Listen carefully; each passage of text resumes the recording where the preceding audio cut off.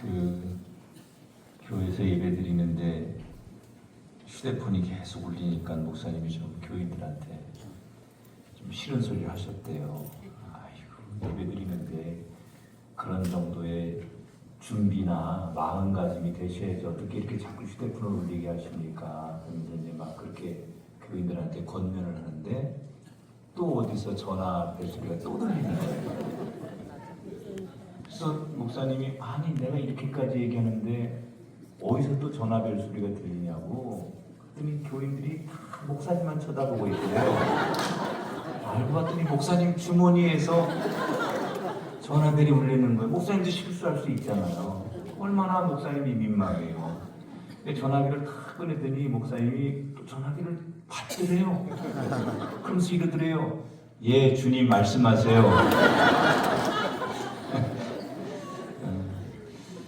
웃자고 하는 얘기인데 또 너무 또 진지하게 받아들이시면 어떡하죠? 명창을 얘기할 때 왜 우리 보통 소리 잘 내는 사람을 명창이라고 하잖아요. 그죠? 그래서 뭐 옛날 이렇게 가락이라든지 민요 이런 거 잘하는 사람한테 명창이십니다 이런 얘기 하잖아요. 그러니까 소리를 잘 내는 사람을 최고로 인정할 때 호칭하는 말이 명창이에요. 근데 제가 살면서 가만히 생각해 보니까 꼭 소리에만 명창이 있는 게 아니고 귀명창이 있더라고요. 잘 듣는 사람. 그러니까 소리를 잘 내서 저 사람이 소리를 잘 내네? 이것도 명창 소리를 들을 수 있지만 어떤 사람은 듣는데 아주 유능한 사람이 있어요.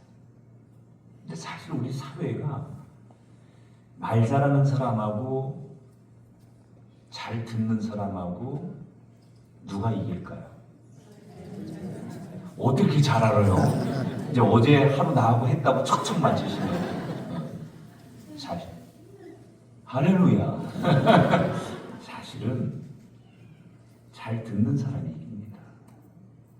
사춘기 아이들이 막 부모에게 반항하잖아요. 저거 막 반항합니다. 근데 그 부모가 그 아이 막 하는 얘기, 말 안 되는 얘기, 이런 얘기 가지고 같이 너 어떻게 뭐 엄마 아빠한테 이럴 수 있어? 그리고 같이 감정으로 버무리면 해결이 안 되거든요. 들어주는 거예요. 저도 목회를 하면서 참 많은 일들이 있을 때 대부분 이것을 해결하는 가장 좋은 방법은 잘 들어주는 거예요. 그래서 늘 제가 생각하는 것은 설교를 1시간 잘하는 것보다 그 누군가의 아픔의 이야기, 고통의 울부짖음 이런 것들을 정말 진정한 마음으로 그 귀로 들어줬을 때 대부분의 문제가 해결되더라. 근데 이게 성경적 원리 아닙니까? 귀 있는 자는 들을 자다. 믿음은 들으면서 생긴다. 혹시 오늘 비도 오는 날 이게 교회 나오기 어려우셨을 텐데 우리 시온 찬양대 정말 일찍 오셔서 찬양 준비하시고 또 아름다운 찬양해 주셨는데 적절한 찬양이었던 것 같아요. 이런 날 막 그냥 축축 처지는 8분의 6박자의 찬양을 부르면 거기에 같이 우리가 휩쓸려 갔을 텐데 리듬이 경쾌하고 우리를 막 그 영적으로 마치 군인이 군가를 부르면 거기에 발맞춰 나가는 그런 것처럼 그런 찬양을 해주셔서 너무 감사합니다. 이 사실은 우리가 오늘 기도하고 찬양하고 그런 시간이 여러 개 있지만 제가 혹 누군가에게는 오늘 내 인생에 귀가 열리고 정말 내 귀에만 들릴 수 있는 그 소리가 얼마나 가치 있는 소리인지 그 소리가 얼마나 내 인생에 필요했던 소리인지 그것을 알아들을 수 있는 귀명창이 오늘 밤 나오게 되기를 축원합니다. 사람이 나이가 먹는다는 증거가 뭘까요? 뭐 이렇게 내가 벌써 이제 60이 됐어, 아니면 뭐 얼굴에 주름이 많아졌어, 또 내지는 뭐 나이를 먹는다는 여러 가지 증거들이 있잖아요. 근데 제가 이렇게 보니까 나이를 먹는 증거 가운데 하나가 어느 날 갑자기 축제나 모임이나 무슨 잔치 이런 게 즐겁지 않은 때가 갑자기 옵니다. 그러니까 젊을 때는 여러분 젊음의 상징이 뭐예요? 크리스마스가 기다려지고, 요즘 젊은이들이 연애를 하면요, 야 오늘 우리 33일째야, 우리 100일째야, 뭐 이런 거 별걸 다 합니다. 오늘 짜장면 먹는 데이고, 오늘 빼빼로 데이고, 오늘 뭐 화이트 데이고, 뭐 다 이런 하루하루를 매일같이 의미 있는 날을 만드는 거예요, 서로가. 그래서 그 하루가 그냥 지나가자. 사랑하는 사람들은, 젊은 사람들은 이 젊음의 특권이 그거예요. 매일을 무슨 날로 만드는 거예요. 마치 최고의 생일날처럼 최고 행복한 날로 자기들이 매일 만드는 거예요. 그게 젊은이의 특권이에요. 그래서 기다려지는 거예요. 막 여행 가는 날 기다리고, 친구들하고 동창회 막 기다려지고, 뭐 누구하고 만나서 저녁 먹는 거 기다리고, 뭐 같이 뮤지컬 보러 가는 거 기다리고. 그게 소위 젊은 사람들이 갖는 에너지고 특징이에요. 근데 어느 날 아무리 좋은 것도 싫어. 뭐 어디 외국 여행 가자고도 싫고, 그렇게 재밌었던 것이 어느 날 갑자기 재미없어지고, 사람들이 많이 있는데 가는 게 싫고 의미가 없다. 그건 핍중팔고 나이 먹었다는 증거예요. 근데 이게 한 40대부터 오는 사람이 있어요. 40 됐는데 나는 귀찮아. 나는 그냥 사람 모이는 것도 귀찮고, 그냥 무슨 날 그런 건 다 의미 없어. 이러면 이 사람은 일찍 늙었다는 생각. 근데 나이가 60, 70, 80이 됐는데도 그저 막 허리가 구부러졌는데도 모임들 절대 안 빠지고, 빼놓을까봐 그냥 나 빼놓으면 안 된다고 막 그냥 교회 전화해서 기다리라고 그러고, 야유회 가고 뭐 속회 가고 장례식 가고 교회 모임날 모임에 다 찾아다니는 사람들은 100세를 살아도 사는 날 동안 젊게 사는 거예요. 그러니까 여기 오신 분들은요, 일단은 젊은 분들이야. 볼 것도 없어. 뭐 피부 색깔하고 아무 상관없어. 나이하고 주민등록증하고 아무 상관없어. 여러분들 다 젊은 분이야. 왜? 이 모임이 즐겁고 동이 되니까 오셨을 거 아니에요. 참 아멘도 기분 나쁘게 하시네. 옆 사람한테 인사하십시다. 당신은 참 젊은 분입니다. 그래요. 저는 우리 오리동 교회가 역사가 저희 교회에 비하면 참 깊은 그런 교회인데, 이렇게 정말 가을 부흥성회를 하고 이 주중에 사람들이 모이는 게 어렵거든요. 그러니까 마음은 있어도 상황이 그렇게 되지 않고, 오늘처럼 비도 오고 이러면 되게 사람이 이 장애물들이 많기 때문에 예배 오기 어려운데, 이렇게 많은 분들이 어제보다 보니까 한 30명 더 나오신 것 같아요. 그러니까 참 우리 오리동 교회가 정말 역사와 또 다르게 교인들의 이 구성원은 젊은 영성을 가진 교인들이 많구나. 그런 것들을 느끼게 해줘서 참 고맙습니다. 제가 예전에 이제 그 방송 프로그램을 몇 개 진행한 적이 있었어요. 극동 방송에서도 프로그램을 몇 년 동안, 한 5년 동안 라디오를 진행했었고, CTS 방송국에서도 옛날에 그 탤런트 정혜리 씨가 한참 젊을 때 저와 같이 방송을 몇 년 같이 했고, 나중에 이제 CBS에 새롭게 하소서라는 그 오래된 프로그램을 진행을 한 6년간 했었어요.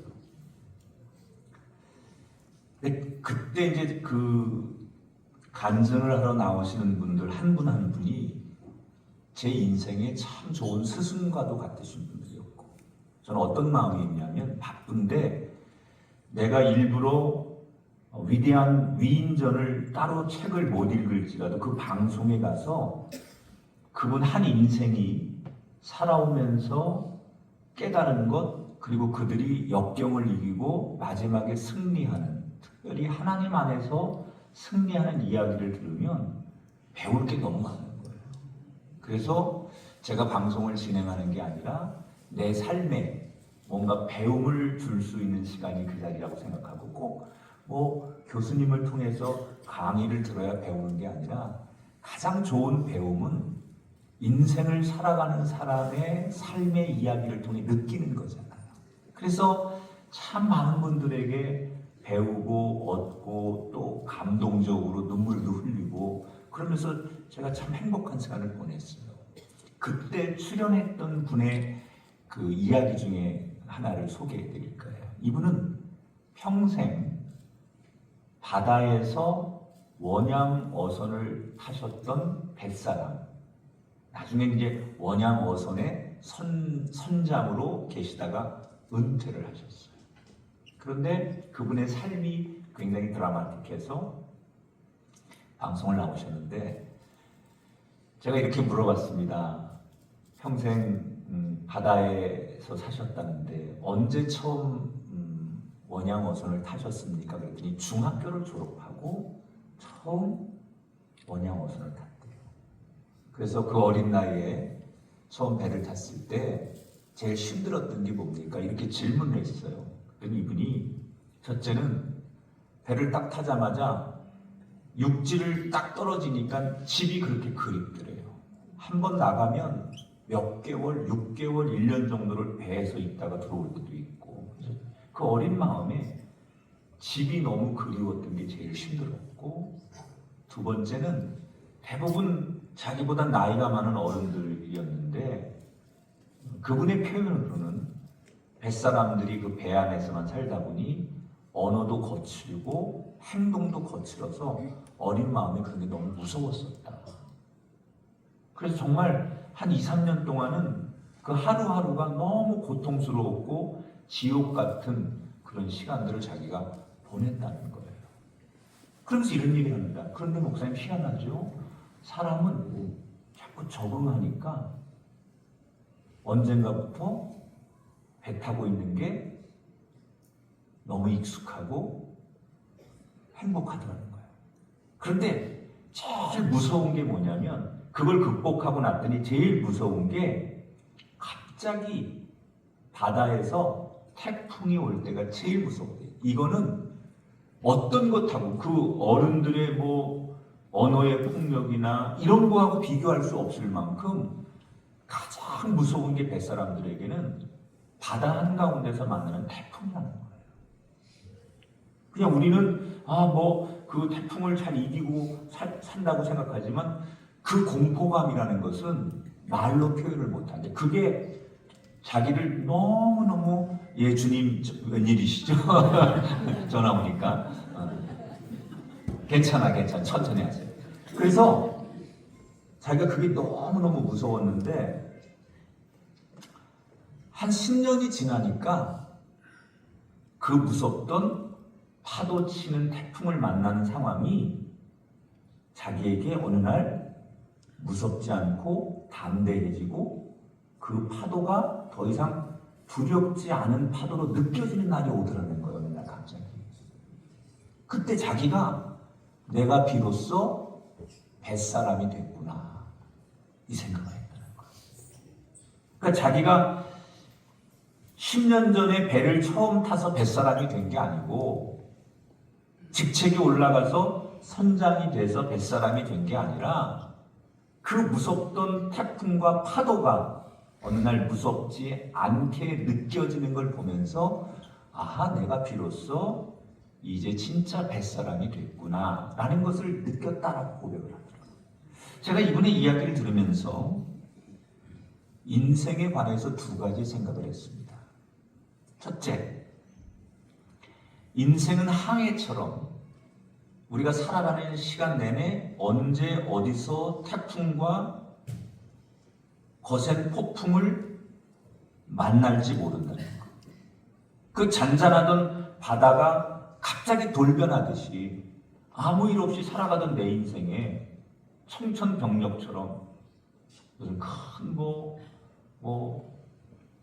질병의 통보를 받는다든지, 아니면 아무 일 없이 아침에 안녕하고 나갔는데 가족 중에 누가 나가서 큰 교통사고가 난다든지, 멀쩡하게 휴가 갔다가 추락사고가 나가지고 의식불명인 사람도 있고. 그 살아가다 보면 인생이라는 게 멀쩡했는데 갑자기 바다 한가운데 태풍이 불어오듯이 인생이라는 것도 멀쩡히 아무 일 없이 살아가던 내 인생에 예기치 않은 수 없는 어려운 태풍들을 만나더라. 또 하나, 결국 인생이 태풍을 만나는 과정이라면 어떤 사람은 자기에게 찾아온 태풍을 잘 대처하고 그 태풍을 또 이겨내고, 그럴 때마다 담대한, 이 선장님이 얘기한 것처럼 내가 담대한 생각이 드는 날부터 비로소 뱃사람이구나 라는 생각이 들었듯이, 자기에게 찾아오는 어떤 풍랑도 무섭더라도 잘 대처해서 인생의 베테랑이 되는 사람이 있어요. 이건 나이와 상관이 없는 것 같아요. 젊을 때 하나님 앞에 어떤 환난도 역경도 담대함으로 믿음으로 이기는 사람은 인생의 베테랑이 되는 거고요. 그렇게 교회를 오래 다녔어도 여전히 작은 어려움 앞에 주저앉고, 또는 작은 시험 앞에 자기의 믿음의 끈을 여전히 놓고 은혜를 저버린다면, 그거는 아직도 내가 영적으로 인생의 베테랑이 되지 못했다는 거죠. 누구든 풍랑을 만날 수 있어요. 인생에 어떻게 대처하고 그 인생의 풍랑을 이겨내는 영적인 베테랑이 될 것인가. 저는 오늘 그런 질문을 여러분에게 던지면서 조금 전에 읽었던 본문의 말씀을 여러분에게 소개해 드리려고 합니다. 오늘 본문 말씀은 이집트에서 노예로 살던 이스라엘 백성들이 이 이집트 땅만 탈출하면 우리 인생의 모든 불행은 끝나고 행복할 거라고 생각했어요. 너무너무 고통스러운 그 종살이 노예 생활을 하면서 다른 거 없어요. 이집트만 떠날 수 있다. 이집트만 나가면 우리 인생의 모든 불행은 끝나고 행복이 시작될 거다. 그런 생각을 날마다 하며 사는 거예요. 근데 정말 그런 날이 왔어요. 하나님께서 모세를 통해서 그 불행하고 지긋지긋하던 이집트에서 그들을 건져내셨습니다. 자, 그들의 소원대로 이집트만 탈출하면 이제는 행복할 일만 남았다고 생각했는데, 막상 이집트를 나와보니 현실은 그렇지 않았어요. 광야에서 목마름, 배고픔, 더위, 추위, 또 예기치 않은 적들의 공격. 그럴 때마다 이스라엘 백성들은 하나님 앞에 불평을 늘어놓는 거예요. 목마르면 목마르다고, 배고프면 배고프다고, 더우면 덥다고, 추우면 춥다고, 사사건건 자기들이 만난 환경에서 그들은 불평합니다. 왜? 자기들이 기대했던 거하고 다르기 때문에 그래요. 이집트만 나가면 모든 게 다 행복할 수 있을 거라고 생각했는데, 막상 나가보니 자기들 생각하고 다르게 어려운 현실들이 날마다 생기는 거예요. 근데 그런 인생에 자기들 앞에 찾아오는 어려움의 폭풍을 이 사람들은 원망하고 불평하고 하나님 앞에 때를 쓰고 모세에게 화를 내고, 그런데 그럴 때마다 하나님은 그 이스라엘 백성들을 달래시고 그들이 필요한 것을 공급하시면서 계속 인도를 하고 계세요. 자, 이런 상황이 반복되는 가운데 오늘 성경 이야기가 시작되는데, 광야를 걷던 이스라엘 백성들이 대추, 야자, 나무가 무성한 르비딤이라고 하는 오아시스에 도착을 합니다. 르비딤이라고 하는 것은 이 시내산 반도에서도 아주 소문난, 물이 많기로 소문난 제일 큰 오아시스가 있는 곳이에요. 르비딤은. 조금 전에 말한 대로 나무가 많으면 옆에 물이 많다는 뜻이에요. 좀 그렇다고 이렇게 끄덕여 주실래요? 아멘은 기대 안 할 테니까. 그냥 아멘은 아니어도 그래 맞아 나도 그건 알고 있어. 이 정도는 해주셔도 되죠. 아니면 이렇게 좀 웃어주든지 눈을 좀 꺾어주든지. 여러분들이 표정이 이런 거예요. 그래서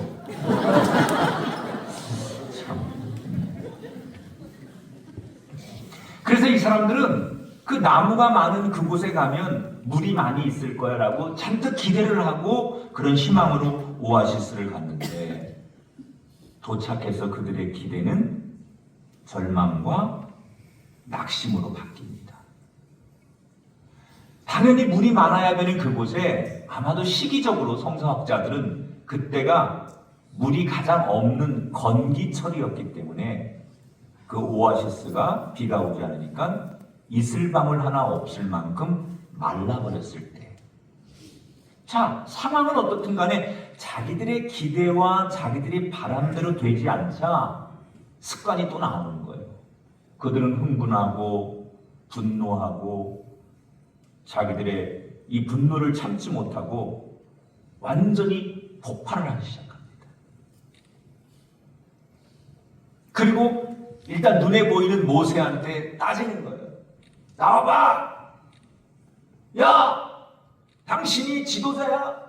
당신 말만 믿고 왔는데 당신이 우리를 똑바로 인도해야지. 이게 뭐야? 어떡할 거야?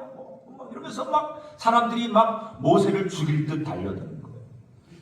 그리고 성이 안 풀리니까 대다수의 사람들은 이 감정이라는 것도요, 어느 쪽으로 내가 이 감정을 몰고 가느냐에 따라서 감정이라는 게 이게 막 계속 증가되는 감정이 되기도 하고요. 이 감정을 조금 이렇게 다운시키는 길로 내가 감정을 이끌면 이 감정을 다운시킬 수 있는데, 대개는 사람들이 한번 흥분을 하면 흥분이 계속 가속도가 붙는 거예요. 그러니까 처음엔 모세에게 막 흥분하고 할 얘기 안 할 얘기를 막 하다가 드디어 모세를 갖고 안 되니까 누구에게 자신들의 흥분된 감정을 토로하느냐?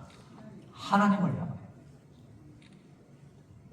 이스라엘 백성들이 분노의 감정을 폭발시킵니다. 뭐라고 얘기했을까요? 하나님이 어디 있어? 예? 내가 말하는 이 시는 ABC가 아니에요. 엄청난 이 안에는 막 그 나쁜 욕이 들어있는 시야. 여러분들이 생각하는 그 욕보다 훨씬 세. 이스라엘 백성들이 하나님을 향해서 막 소리를 지르고 삿대질을 하고, 그리고 하나님이 어디 있냐? 하나님이 살아계시다면 내 손에 장을 지신다 말이야. 하나님 살아계시면 우리를 이렇게 도대체 하나님이 뭐 우리를 데리고 장난치는 것도 아니고 막 그러면서 이미 폭발한 감정이 극에 달한 그들은 하지 말아야 될 소리까지, 하면 안 되는 소리까지. 정도가, 왜 사람이 그렇잖아요. 어느 정도까지는 서로가 부부도 가족이라도 또 어떤 사람과 관계 속에서 기분은 나쁘지만 다툼은 있을 수 있지만 그 정도의 선을 지키면서 다투는 것 정도는 가능성이 있어요. 근데 선을 완전히 넘을 때가 있잖아요. 여러분들이 지금 선을 넘고 계시려고 그러는 거 같아요. 목사님이 설교를 하는데 선을 넘지 말자고요. 근데 이스라엘 백성들이 지금 완전히 선을 넘는 거예요. 하나님 있으면 나와라. 내가 이집트 땅에 저 바로 왕이 섬기는 그 신을 섬기지 내가 하나님 아니야. 그러면서 내 목숨을 걸고 하나님 앞에 내가 말이야. 나보셔! 막 그러고. 아니 듣던 얘기에 집에서?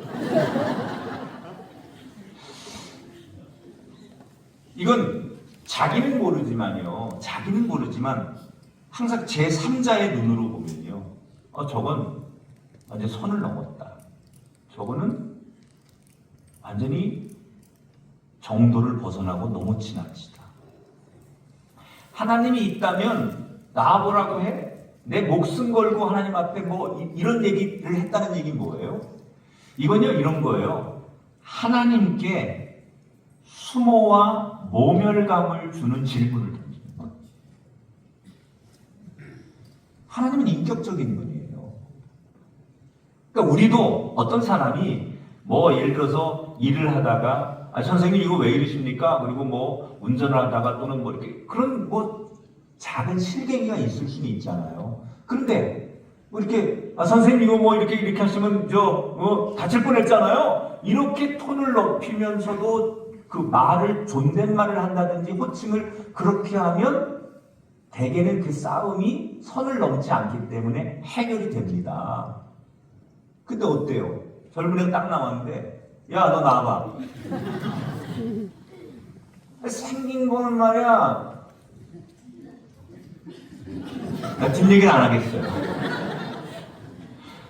그리고 뭐 젊은 아들뻘 되는 사람이 운전하다 말고 만약이지만 저하고 어떻게 운전하다가 시비가 붙었는데 나와가지고 막 그렇게 그러세요. 아유 죄송합니다. 내가 뭐 어쩌다 잘 못 봤습니다. 그런데도 똑바로 해. 그걸 눈깔이라고 갖고 다녀? 자식이 말이야. 만약에 그랬나 보지? 너무 좋아하네. 야 목사님한테 저런 새끼는 진짜 재밌겠다.